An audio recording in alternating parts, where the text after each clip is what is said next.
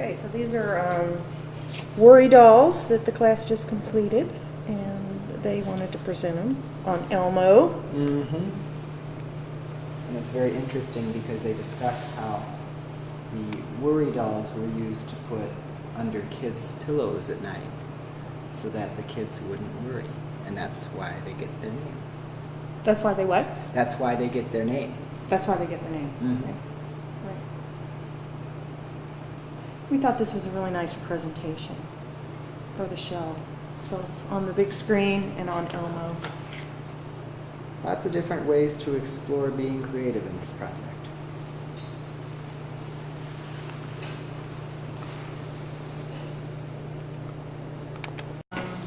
Masked and Masquerade, is that what they talked about? So this was They were Aztec masks and Mayan masks. correct.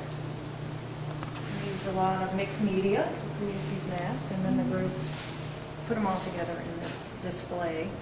Some of the teacher samples are in here as well that they used to explain the lesson. The masks were used not only for celebration, but also to make their enemies fearful of them.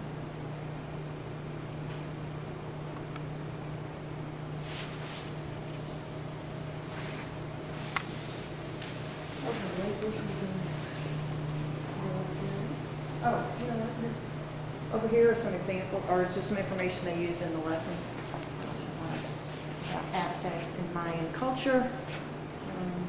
It's a nice way to dialogue with the class after they did their PowerPoint and presented their introduction and reviewed with the students what they had learned.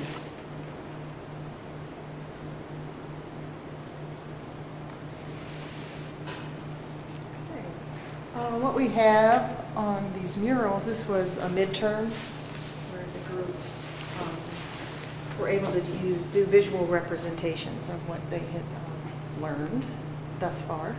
And you So- can notice there's some parts where it's more individual and there's some parts where the group worked together as a whole.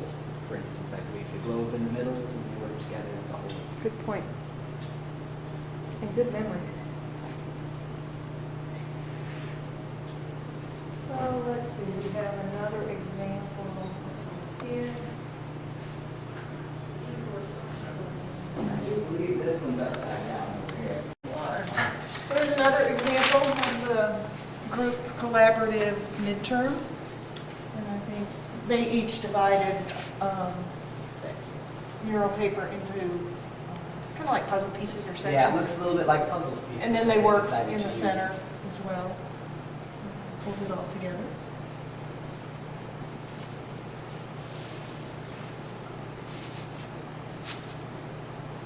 And this midterm was what they had learned about art, about education, and themselves.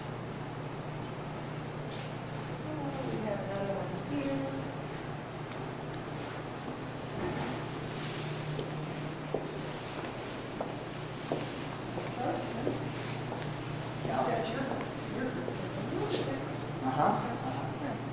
So there's another one. They each did their own individual section, and then they worked together in the center.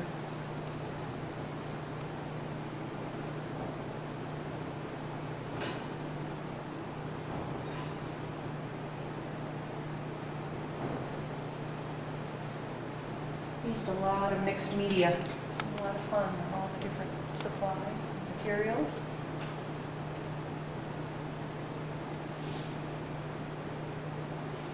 It's great. I've relearned how much I enjoy art the past years of my life. I've been working so hard in school, I have had no time to express myself through art.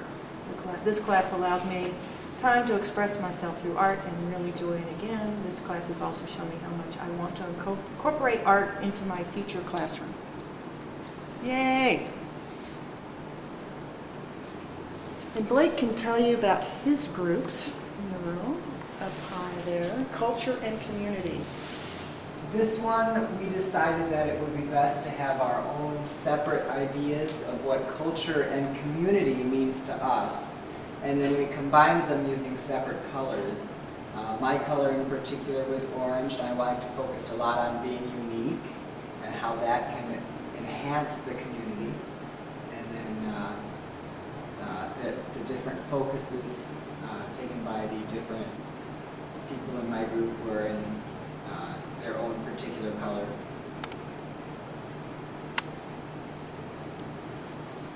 So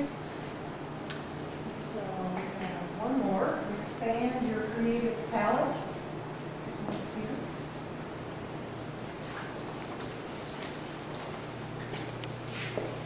And this group, as you can see, chose the metaphor of a painter's palette, and each Yeah. one created their own palette. You can definitely see the individuality versus the community in this picture because of the color. The color really stands out here. I like the metaphor for expanding by the long black page. Absolutely. So I think that's all of the group murals. Maybe we can move over here. We can talk about these. This was something that we did in response to one of the chapters in. I think this might have been the Spirit of the Studio Right. book in general.